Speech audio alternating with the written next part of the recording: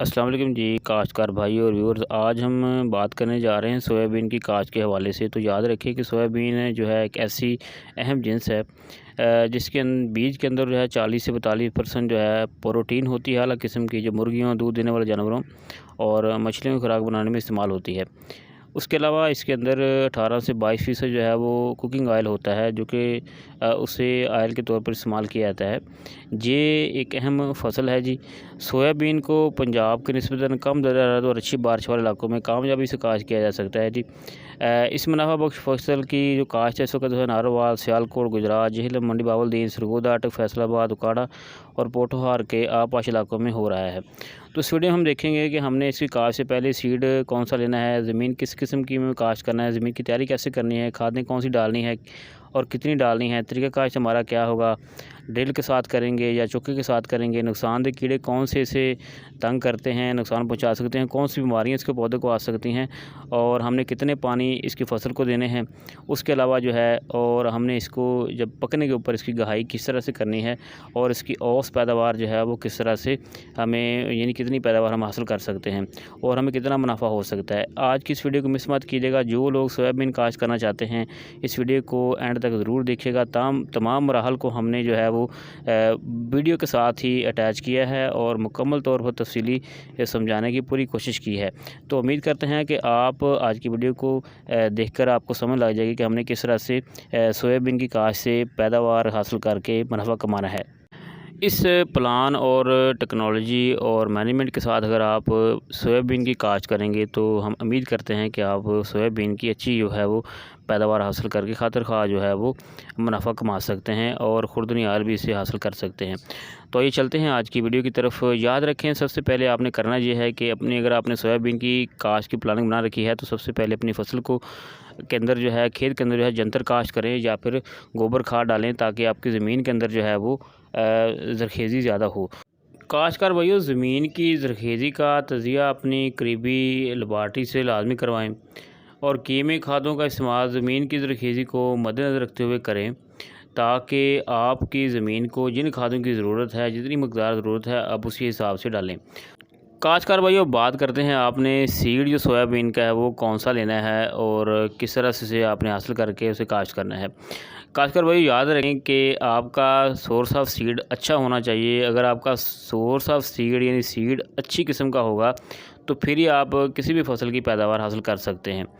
तो इसलिए आपने अगर सोयाबीन का अच्छा सीड हासिल करना है तो इस मकसद के लिए आपने आरी फैसलाबाद के ऑयल सीड रिसर्च इंस्टीट्यूट से जाकर आपने वहाँ से जो इस वक्त जो दो अक़साम इस वक्त मौजूद हैं, फैसल सोयाबीन और आरी सोयाबीन, वो आपने काश्त करनी है। याद रखें कि आपके लिए ये सोयाबीन अगर नई फसल है तो इसे कम से कम रकबे पर काश्त करें, ताकि आपको इसकी पहली दफ़ा मैनेजमेंट सिस्टम और जो भी इसकी टेक्नोलॉजी है उसे समझने में आसानी रहे। तो काश्तकार भाइयों, आइए देखते हैं। ये देखें, फैसल सोयाबीन है जी, ये इसका सीड आप देख सकते हैं। ये फैसल सोयाबीन का सैंपल पड़ा हुआ है जी। इसे आपने लेकर जो है वो काश्त करना है। याद रखें कि फैसल सोयाबीन की औसत जो पैदावार है फ़ी एकड़ से वो 20 मन है। तेल की मकदार इसमें से 22 से 23 जो % होती है वो है। प्रोटीन की मकदार 37 से 38% है। और आरी सोयाबीन जो है उसके अंदर उसकी जो औसत पैदावार है वो 23 मन है। तेल की मकदार 18 से 20% है और प्रोटीन की मकदार 40 से 42 है। तो काश्तकार भाइयों, आपने इन चीज़ों को जहन में रखते हुए जो है इसकी काश्त करनी है, इसका सीड लेना है और कम मकदार में आप जो है उसे काश्त करें, ताकि आपको इसकी बार बार हम यही बात कहेंगे कि जब भी आप कोई नई फसल काश्त करना चाहते हैं, नया सीड काश्त करना चाहते हैं, तो उसका कम जो है वो मकदार लेकर उसकी कम मकदार लेकर आप काश्त कर लें, ताकि आपको उसका नुकसान ना हो सके। उसके अलावा ये है जी, आप ये भी याद रखें कि पाकिस्तान में सोयाबीन की काश्त के लिए जो सही वक्त है वो 15 जुलाई से 10 अगस्त तक होता है। इसे वैसे तो फरवरी में काश्त करते हैं, लेकिन वहाँ पर अभी आप उसे फरवरी में काश्त ना करें, यानी आपने इसे 15 जुलाई से 10 अगस्त तक कामयाबी से काश्त करना है। काश्त कर भाई, आप देख सकते हैं कि ये फैसल सोयाबीन जो है उसकी 5 किलो की थैली है ये जी। ये आपको आरी Faisalabad oil seed research institute से मिल सकती है। आपसे हमने बार बार यही गुजारिश करनी है, कोशिश करें कि कम रकबे पर काश्त करें।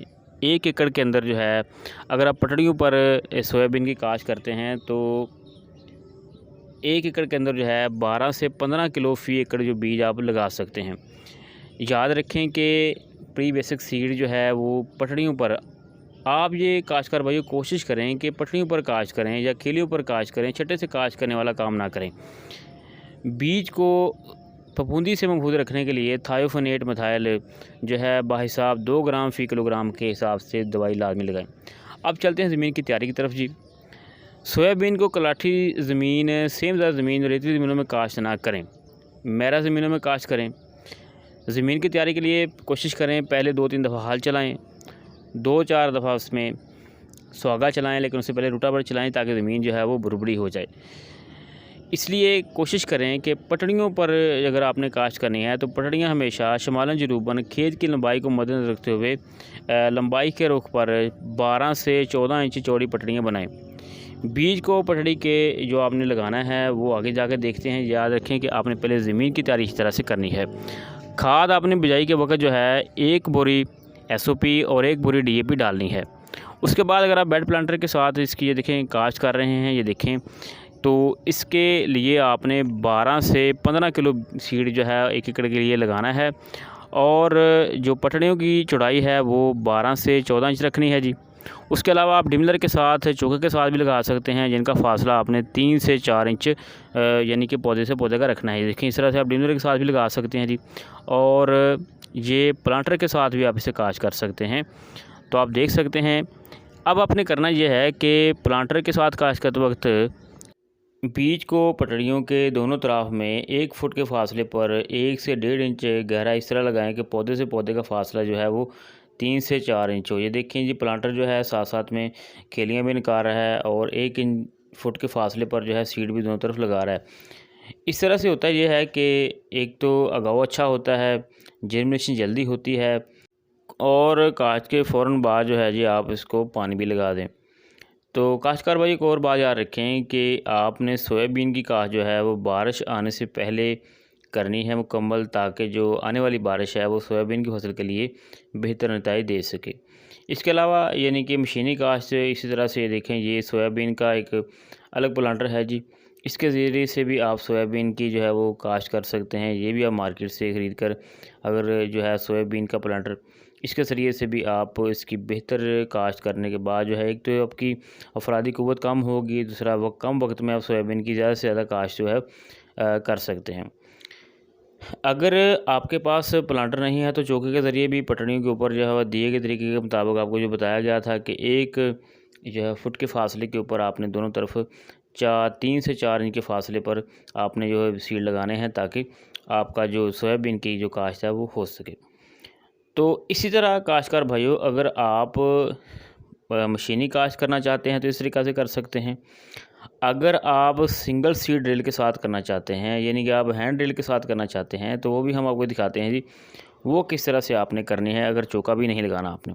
ये देखें जी, इस तरह से आपने सिंगल जो हैंड सीड ड्रिल है उसके ज़रिए से इसको वैसे ही पटड़ियों के ऊपर 1 फुट के फासले के ऊपर ये देखें इस तरह से काश्त करना है।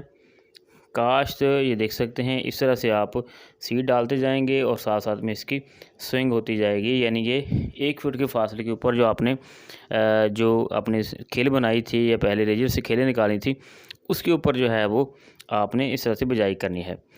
अब एक और सबसे अहम बात जहन में रख लें कि एक तो आपने सीड को दवाई लगानी है ताकि सीड जो है वो बीमारी से पाक रहे। दूसरा ये है कि बुवाई के फ़ौरन बाद अगाव से पहले यानी 24 घंटे के अंदर अंदर आपने पेंडिमेथालीन की 1 लीटर 120 लीटर फ़ी पानी के अंदर स्प्रे जो है वो इस तरह से करनी है ताकि जड़ी बूटियाँ जो हैं उसके अगाव से पहले ही ख़त्म हो सकें। अब ये भी बात याद रखें कि ये स्प्रे इसलिए करनी है कि आपको बाद में परेशानी ना हो। अगर आप स्प्रे नहीं कर सकते तो फिर ये है कि आप गोडी के तरीक़ेकार से पहले पानी के बाद और दूसरे पानी से पहले जो है आप उसकी गोडी कर सकते हैं। अब पौधों की बात करते हैं। जब काश्तकार भाइयों याद रखें कि जब पौधे 4 पत्ते निकाल लें तो कमज़ोर पौधे अखाड़ कर पौधों का दरमियानी फासला 3 से 4 इंच कर दें। अच्छी पैदावार के लिए पौधों की तादाद जो है वो 1,30,000 से लेकर 1,50,000 फ़ी एकड़ होनी चाहिए। याद रखें कि 1,50,000 फ़ी एकड़ होगी तो आपकी पैदावार जो है वो अच्छी आएगी।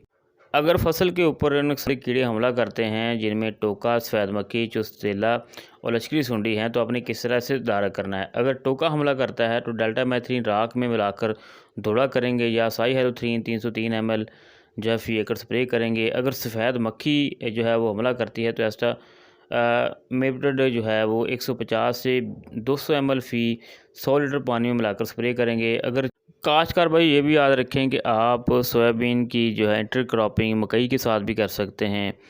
तो इस तरह ये देखें, ये फलियां लगती हैं, ये देख सकते हैं आप। ये एक फली के अंदर तकरीबन 3 से 4 दाने होते हैं जी। ये देखिए किस तरह से फलियां लगी हुई हैं। हम आपको दिखाते हैं जी किस तरह से, ये देखिए दाने निकल रहे हैं इसमें से। जो फलियां इस रंग की हो चुकी हैं वो पक रही हैं अभी, कुछ नीचे भी होंगी, वो कच्ची होंगी। तो इस तरह से जो इसके सीड जो हैं वो तैयार होते रहते हैं। तो काश्तकार भाई अगर चुस्तेला अगर इसके ऊपर हमला करता है तो आपने इमिडाक्लोप्रिड 250 ml फ़ी 100 लीटर पानी के में मिलाकर स्प्रे करनी है फ़ी एकड़। अगर लश्करी सुंडी अटैक करती है तो फिर ल्यूफिनुरान जो है 180 से 200 ml फ़ी एकड़ या साइपरमेथ्रिन बेहिसाब 250 ml फ़ी एकड़ आप स्प्रे करेंगे। तो काश्तकार भाइयों, हमारी जो लश्करी सुंडी और मकई के साथ इंटरक्रॉपिंग की अलग वीडियोस जो हैं वो लिंक में दी होगी, वो डिस्क्रिप्शन में दी गई हैं। आप उन्हें वहां से देखकर मज़ीद जो है से मालूमात हासिल कर सकते हैं।